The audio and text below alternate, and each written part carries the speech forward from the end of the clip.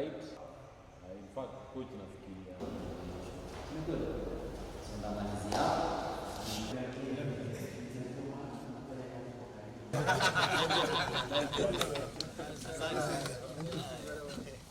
Na as far as federation is concerned, wametusaidia sana kutuletea hizi coaching courses mtaani, and zimesaidia sana at a subsidized rate whereby kila mtu anaweza afford, and that means that ata the boys who are coming up, they will get good education from